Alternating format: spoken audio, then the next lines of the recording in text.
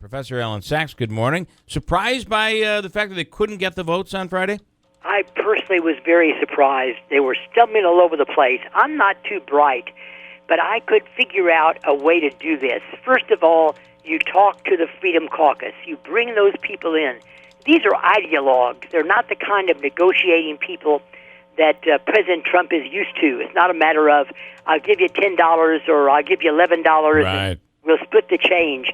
These are ideologues, and the main thing they wanted is get the government out of the healthcare business, and they were not met on that kind of ground.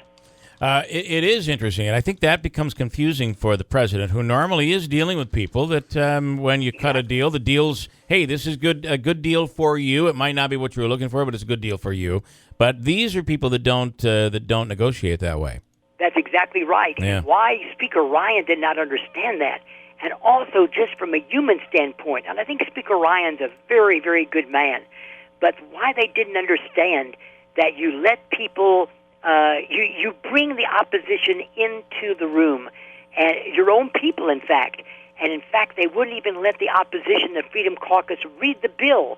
I remember Senator Rand Paul, he's in the Senate, but they would have had to have looked at this bill eventually. He said, they wouldn't let me read the bill.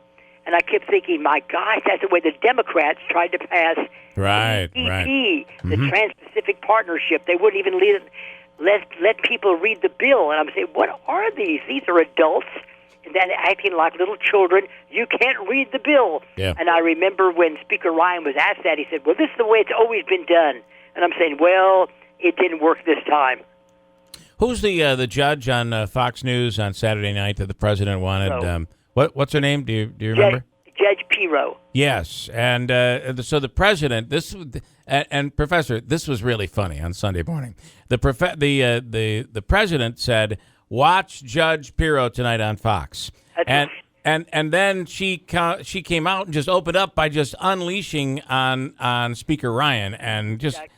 He needs to go. And then on Sunday morning, the best part is they're like, no, we think this was just a coincidence. The president was trying to support someone he likes. Okay, we don't buy that, right? and President Trump then came out and said, or earlier, I support Speaker Ryan. He's a good man. Yeah, this is just crazy behind-the-scenes stuff. I think he doesn't know who to blame. Yeah. And the public doesn't care about all these political machinations.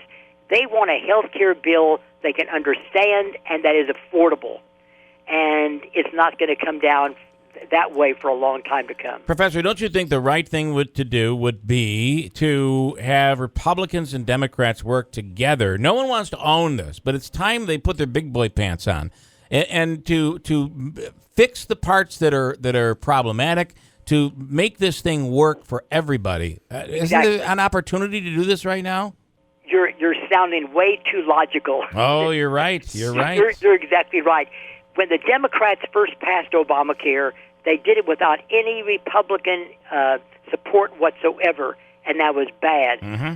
It was a kind of bill that even if they had reached across the aisle to the Republicans, it would not have worked. Right. But this time, I think the Republicans need to go across the aisle, talk to the Democrats. In fact, this morning I've read where Mr. Schumer, the Senate minority leader and really a strong political operative, he said, I'm willing to work with them, And President Trump has said the same thing. Yeah. Wouldn't that be interesting if they could work together? That would be something. I mean, we wouldn't know what to call it. I mean, That's right. We wouldn't recognize it. Senator Schumer and Donald Trump, they know each other they're both from New York. Right. They've both been around a long time. They know each other. In fact, I think President Trump said in past years he gave money to Senator Schumer's campaign, and I wouldn't be surprised about that at all. Certainly they ought to be able to work together. This is a major bill, but it's not going to come up, I think, for some time to come. We're now going to move, I think, to tax reform, building up the military, and they better do all of that with the opposition in mind and not quite as speedily as they tried to get this new health care bill passed. And I got to say one last thing. They say that the tax reform is going to be something that they're going to be able to pull off. That'll be easy. I don't know. I got to tell you, I don't know either. That there are a lot of differences from the left to the far right when it comes to exactly, and taxes. not in this climate, because you could already hear the Democrats saying, quit trying to make the rich richer. I can already hear that being echoed.